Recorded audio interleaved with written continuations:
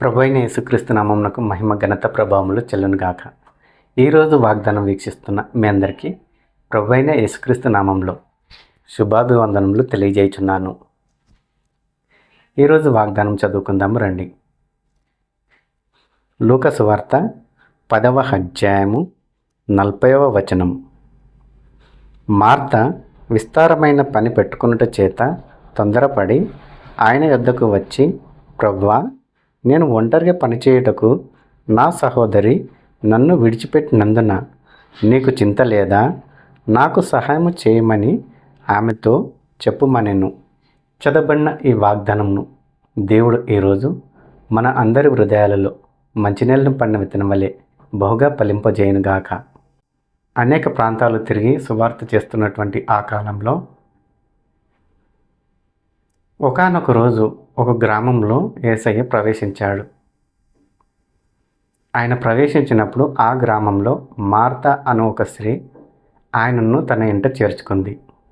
యేసయ్య పరలోకపు రాజ్య సువార్త ప్రకటించుచున్నప్పుడు మార్త అనేకమైన పనుల విషయమై విచారపడుతూ తొందరపడుతున్నది.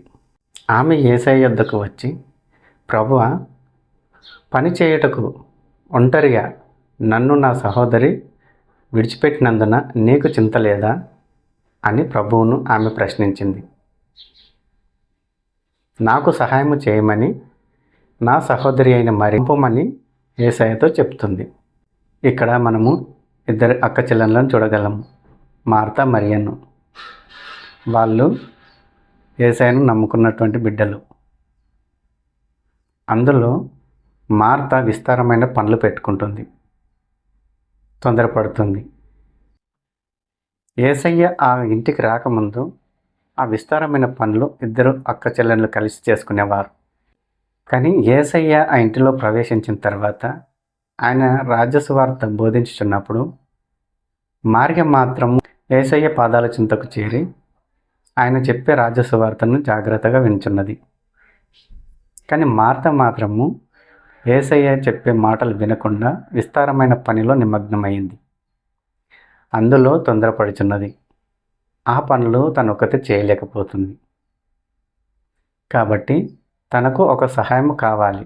తన సోదరిని పంపిస్తే ఆ పనులను ఇద్దరం కలిసి చేసుకుంటాము అని భావించి యేసయ్య యొద్దకు వచ్చి, ప్రభువా, ఒక్కదాన్నే నేను ఆ పనులు చేయలేకపోతున్నాను. నా సహోదరి నన్ను ఒంటరిగా విడిచిపెట్టింది. నీకు చింత లేదా ప్రభువా? ఆమెకు చెప్పు, నాకు సహాయం చేయమని అని ప్రభువును ప్రశ్నించింది. అప్పుడు ప్రభువు మార్త వైపు తిరిగి, మార్తా మార్తా, నీవు అనేకమైన పనుల విషయమై విచారపడుతున్నావు, తొందరపడుతున్నావు, కానీ అవసరమైనది ఒక్కటే.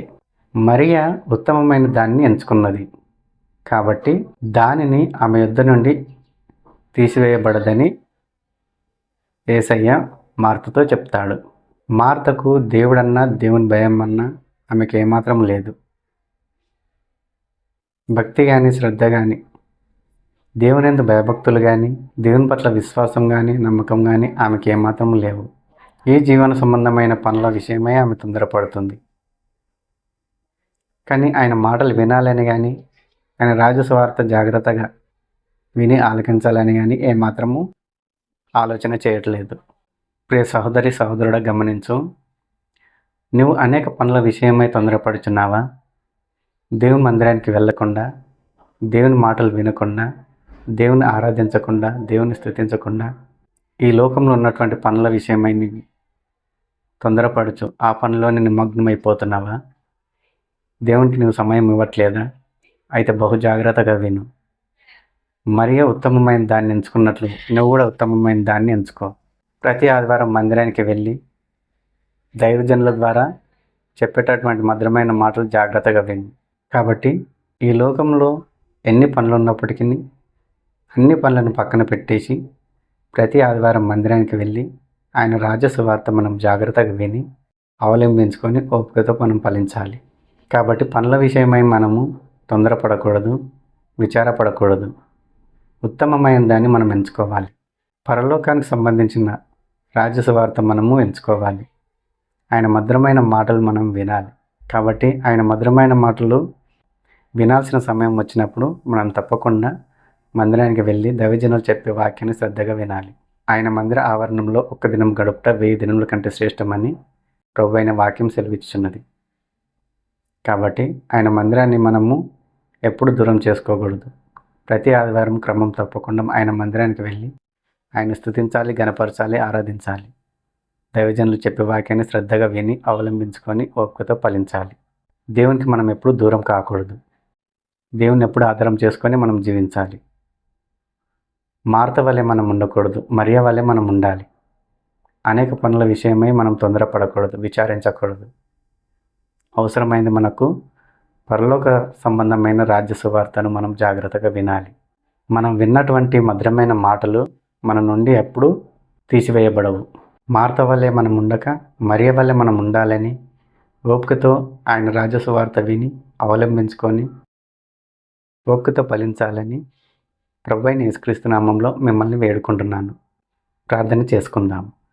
పరలోకమందున్న మా తండ్రి యేసయ్య, నీ ఘనమైన నామముకు వందనాలు నాయన. యేసయ్య, ఈరోజు ఈ వాగ్దానంతో మా నాయన మీరు మాతో మాట్లాడినందుకై నీకు వందనాలు నాయన. అవును తండ్రి, మార్త అనేక పనుల విషయమై విచారపడుతూ తొందరపడుతుంది. కానీ మరియ మాత్రము ఉత్తమమైన దాన్ని ఎంచుకుంది తండ్రి. నీ మధురమైన మాటలు వింటూ నీ పాదాల దగ్గర కూర్చొని జాగ్రత్తగా నాయన నీ మధురమైన మాటలు వింటుంది. కానీ మార్త మాత్రము అనేక పనుల విషయమై విచారపడుతుంది, తొందరపడుతుంది. ప్రభువా, దేవుడంటే భయం లేకుండా, భక్తి లేకుండా మేము జీవించడానికి వీల్లేదు. మేము నీ యందు భయభక్తులు కలిగి శ్రద్ధగా నాయన నీ మాటలు వింటూ నీ బంగారు పాదాల దగ్గర మేము ఎల్లప్పుడూ జీవించలాగిన సాయం చేయండి. అనేకులు నాయన ఆదివారం రాగానే విస్తారమైన పనులు పెట్టుకుంటారు. వారిని కూడా నాయన మీరు దర్శించండి. ప్రతి ఒక్కరు నాయన ఆదివారం మందిరానికి వెళ్ళి దైవజనులు చెప్పే మధురమైన మాటలు వినుటకు ప్రతి ఒక్కరిని నాయన మీరు దర్శించండి. ఎన్ని పనులు ఉన్నప్పటికీ నాయన వాటన్నిటి నాయన మేము పక్కన పెట్టి ప్రతి ఆదివారం క్రమం తప్పకుండా వెళ్ళి నేను స్తుతించుటకు, గణపరచుటకు, ఆరాధించుటకు సాయం చేయండి. దైవజనులు చెప్పే మధురమైన మాటలు మేము శ్రద్ధగా విని వాటిని అవలంబించుకొని ఓపికతో ఫలించుటకు సాయం చేయండి. తప్పకుండా నీ మందిరానికి వెళ్ళి నేను స్తుతించుటకు, గణపరచుటకు, ఆరాధించుటకు, నీ మధురమైన మాటలు వినుటకు సాయం చేయండి. మేమందరం నాయన ఓపికతో ఫలించుటకు సాయం చేయమని వేడుకుంటాం. మమ్మల్ని మేము తగ్గించుకుంటూ నీ నామం హెచ్చించుకోమని వేడుకుంటూ యేసుక్రీస్తు నామంలో ఈ మనవులు సమర్పించుకుంటున్నాం తండ్రి. ఆమెన్.